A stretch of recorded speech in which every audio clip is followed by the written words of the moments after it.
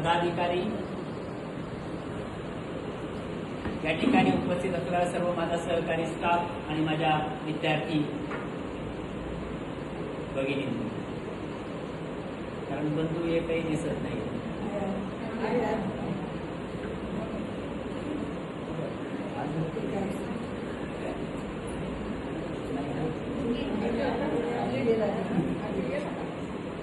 Doctor Babasaheb आंबेडकरांच्या जयंतीच्या कार्यक्रमाला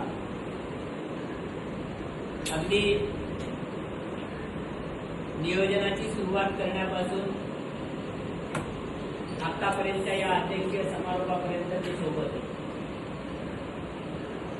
कुठलाही कार्यक्रम घेत असताना एकट्या माणसाने कुठलंही काही केलं तरी ते शक्य होत नसतं. म्हणून सर्वांनी मिळून हा कार्यक्रम अत्यंत चांगल्या पद्धतीचं नियोजन केलेलं आहे. अनेक विद्यार्थिनीनं या ठिकाणी येऊन डॉक्टर बाबासाहेब आंबेडकरांच्या वेगवेगळ्या पैलूवर दृष्टिक्षेप टाकला. अगदी प्राचीन इतिहासकालीन ज्या काही गोष्टी आहेत त्याच्या अनुषंगाने विचार करून सन्माननीय प्रमुख पाहुण्यांनी संत साहित्याच्या अनुषंगाने त्या ठिकाणी डॉक्टर बाबासाहेब आंबेडकरांच्या विचारांचा पगडा कसा या जनतेवर आहे हे त्यांनी त्यांच्या आपल्या मार्गदर्शक भाषणातून त्या ठिकाणी सांगितलं. परंतु डॉक्टर बाबासाहेब आंबेडकरांनी एक संदेश दिलेला, शिका, संघटित व्हा आणि संघर्ष करा. प्रथम शिक्षण घेतलं पाहिजे आणि या शिक्षणाच्या माध्यमातून हा विचार करत असताना असं म्हटलं जातं की शिक्षण हे वाघिणीचं दूध आहे आणि ते घेतलं की गुरगुरल्याशिवाय राहणार नाही. पण आजच्या परिस्थितीचा विचार करत असताना शिक्षणाच्या दृष्टिकोनातून आपल्यासमोर प्रश्न उभा राहतो की शिक्षण घेतोय पण त्या ठिकाणी वाघासारखं गुरगुर करताय का, याच्यासमोर प्रश्नचिन्ह आहे. ज्यावेळेस डॉक्टर बाबासाहेब आंबेडकरांनी शिक्षणाच्या बाबतीमध्ये जागृती निर्माण करण्याचा प्रयत्न केला त्यावेळेची परिस्थिती आणि आजच्या शिक्षण प्रक्रियेची परिस्थितीचा विचार केला तर त्या ठिकाणी शिक्षण घेणारी माणसं वाघासारखी गुरगुरतायत का याच्यावर प्रश्न निर्माण होतो. कारण शिक्षण घेणारे आणि शिक्षण देणारे यांच्याबद्दलही थोडा विचार केला पाहिजे. शिक्षण घेणारे कितपत द्यायला उत्सुक आहेत, शिक्षण देणारे कितपत द्यायला उत्सुक आहेत. सर्वसमावेशक दृष्टिकोनातून त्या ठिकाणी त्या परिस्थितीकडे जर वाचन केलं, त्याकडे पाहिलं तर त्याही ठिकाणी संभ्रमावस्था आपल्याला दिसून येते. संघटित होण्याच्या दृष्टिकोनातून विचार करत असताना कुठलीही गोष्ट संघटनेच्या माध्यमातून अत्यंत प्रभावीपणे आपल्याला मांडता येते. आणि शिक्षण झाल्यानंतरच त्या ठिकाणी शिकल्यानंतरच 4 पुस्तकं शिकल्यानंतर त्या ठिकाणी विचार आपले त्या ठिकाणी बदलतात, विचाराला चालना मिळते आणि ज्या प्रश्नाच्या अनुषंगाने आपण एक संघ राहणार आहोत, एक संघटित राहणार आहोत, संघटित होणार आहोत, ते संघटित होत असताना वेगळे विचार त्या ठिकाणी आपणाला कुठेतरी छेद देण्याचा प्रयत्न त्या ठिकाणी होत नाही. आणि ज्यावेळेस शिकल्यानंतर संघटित झाल्यानंतर संघर्ष करण्याची ताकद आपणाला येते आणि संघर्षामधून एक चांगला विचार, चांगलं मागणं त्या ठिकाणी आपण जर पुढे आणलं तर नक्कीच समाजाप्रती, समाज विकासाच्या दृष्टिकोनातून त्या ठिकाणी चांगलं काम होतं.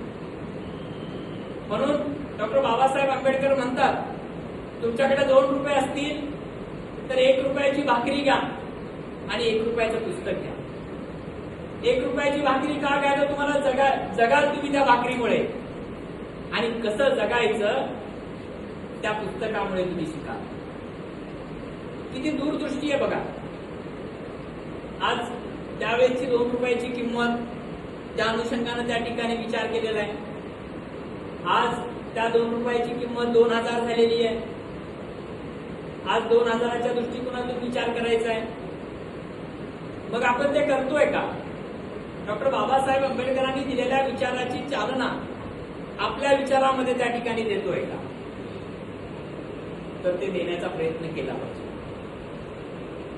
त्याचबरोबर जाती व्यवस्थेच्या दृष्टिकोनातून जी जात नाही ती जात, जी जात नाही ती जात त्याला आपणाला घालवण्याची ताकद आपल्या विचारामध्ये, आणि त्या विचाराच्या अनुषंगाने जर आपण त्या ठिकाणी विचार केला, या जाती व्यवस्थेला थोडं तडा देण्याचा प्रयत्न त्या ठिकाणी केला, तर त्या ठिकाणी सर्वसमावेशक दृष्टिकोनातून जे डॉक्टर बाबासाहेब आंबेडकरांना अभिप्रेत होतं, तो आपल्या देशामध्ये आपल्या जगामध्ये तशा पद्धतीचं वातावरण निर्माण होतं. म्हणून जयंत्या पुण्यतिथीच्या दृष्टिकोनातून विचार करत असताना हे महाविद्यालय ट्रेनिंग कॉलेज, या ट्रेनिंग कॉलेजमध्ये प्रत्येक गोष्ट आपल्याला अनुभवायला दिली पाहिजे, आणि अनुभवायला देत असताना समोर जे काही तुम्ही आदर्श म्हणून त्या शिक्षकाकडे पाहता, त्या शिक्षकाचं सुद्धा त्याच पद्धतीचं बिहेवियर असणं गरजेचं असतं, जेणेकरून ज्या पद्धतीनं आदर्श मानतोय त्या आदर्शाच्या अनुषंगानं आपण सुद्धा त्या पद्धतीने केलं पाहिजे. डॉक्टर बाबासाहेब आंबेडकरांना आदर्श आपण का म्हणतोय? या राज्यघटनेच्या अनुषंगानं वेगवेगळी कलमं त्यांनी त्या ठिकाणी दिली, आणि त्या कलमाच्या आधारे असाच्या पद्धतीने जी काही घटना घडलेली असेल तर ती घटना या कलमाच्या अनुषंगाने त्या ठिकाणी नोंदली गेली पाहिजे.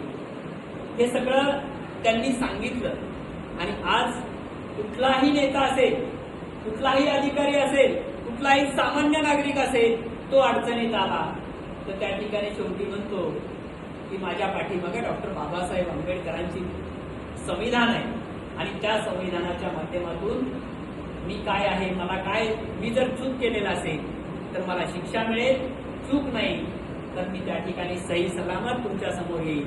ही भूमिका शेवटच्या टप्प्यामध्ये प्रत्येक एक नागरिक, सामान्य नागरिकापासून ते उच्च पदस्थ अधिकारी असेल, राजकारणी असेल, प्रत्येकाच्या मनामध्ये ही विश्वासाची ताकद, त्या संविधानाविषयी विश्वास आहे, त्या संविधानाविषयी एक मनामध्ये आपुलकी आहे, संविधानामध्ये न्याय विचार त्या ठिकाणी आपल्यामध्ये त्या ठिकाणी प्रवृत्त झालेला आहे, बांधणी झालेली आहे. आणि त्यामुळं डॉक्टर बाबासाहेब आंबेडकरांच्या शैक्षणिक, सामाजिक, राजकीय, आर्थिक चौफेर व्यक्तिमत्व असणारं हे व्यक्तिमत्व, त्या व्यक्तिमत्वाचे विचार आपण अंगीकारावेत, आत्मसात करावेत आणि अंगीकारावेत.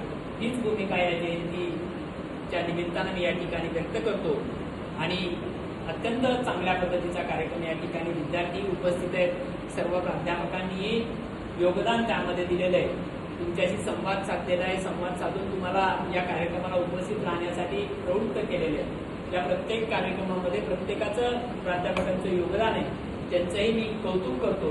आणि ज्या विद्यार्थ्यांनी स्वतः फिजिकली सगळ्या गोष्टी केलेल्या आहेत, काहींनी ज्या पद्धतीनं काम केले, त्या सर्वांचं मनपूर्वक धन्यवाद मानतो. या ठिकाणी थांबतो. जय हिंद, जय महाराष्ट्र, जय हिंद.